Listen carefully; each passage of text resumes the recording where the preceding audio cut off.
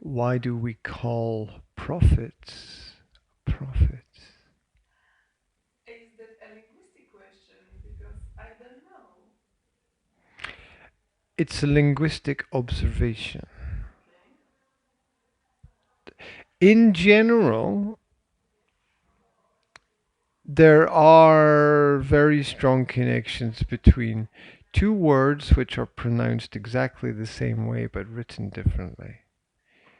Now, sometimes there are no connections, but in general, there is a connection. For example, to meet somebody and to eat meat, right? It's the same word, it's the same pronunciation, but there is no connection between the two words. They exist separately, completely.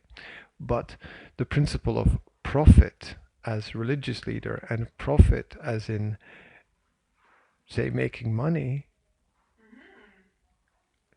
there is a very powerful connection there. In order to have a profit, to gain something, you need a person to act as a prophet, because this person will then bring in people, and people bring rewards with them, usually in the modern world, financial.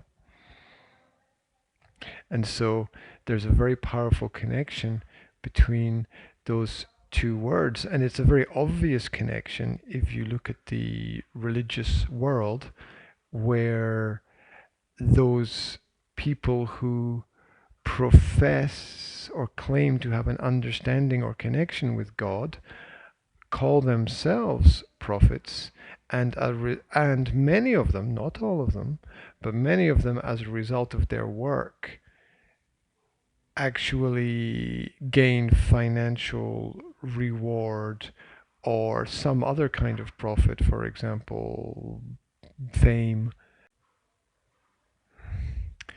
Uh, yeah, the power of objective external observation is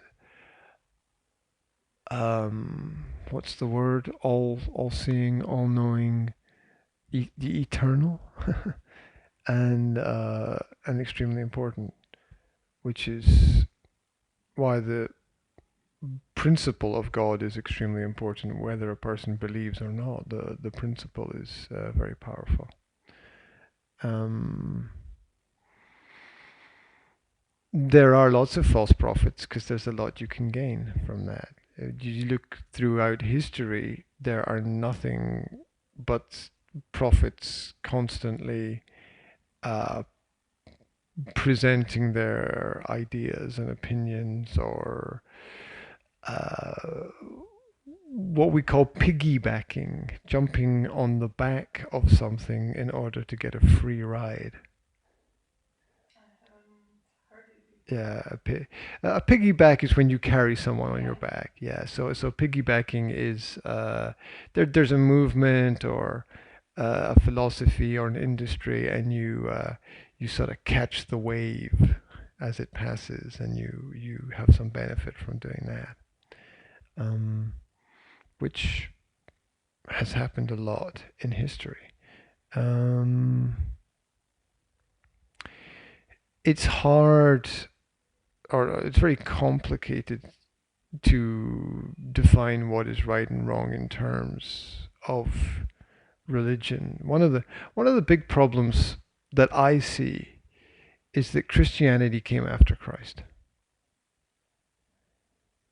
And that appears to be a, a kind of manipulation of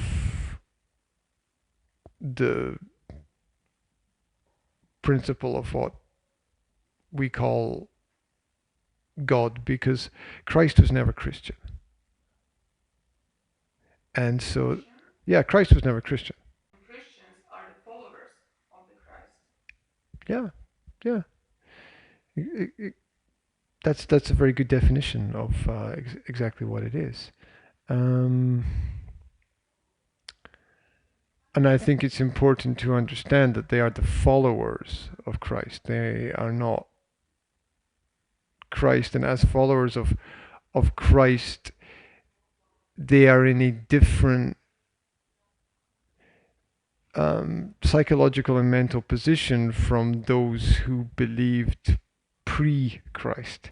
They have a different perspective. I'm not saying there's right or wrong. I'm just saying that um, to follow a person who comes after something is different from to follow an idea that comes before that person, as if that person had never existed. People change principles. There was a prophet before Christ. Oh yeah, absolutely. Yeah, yeah, and here we we enter one of the complex dichotomies of religion, which is the the basic principle, concept, or idea, then subdivided and subdivided and subdivided and subdivided again into all these different types of church and forms of church. And again, I'm not saying they're right or wrong. It's just complicated.